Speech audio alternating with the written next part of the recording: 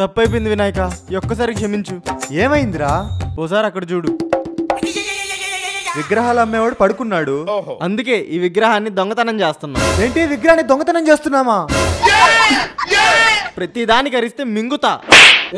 దొంగతనం చేయటం తప్పురా. నీకు మొన్నే చెప్పాను కదా, అప్పు ఉప్పు లాంటిది. ఉప్పు ఎక్కువైతే తినలేం, అప్పు ఎక్కువైతే తీర్చలేం. అందుకే ఈ 70,000 విగ్రహం దొంగతనం చేస్తున్నాం. ఎంతకి తెగించారా? దా వచ్చి విగ్రహం పైకి లేపు.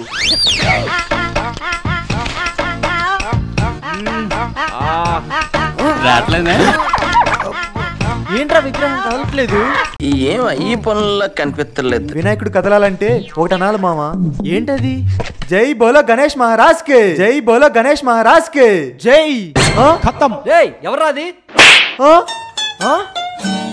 ఆగండ్రా. అరే మామ పరిగెత్తు.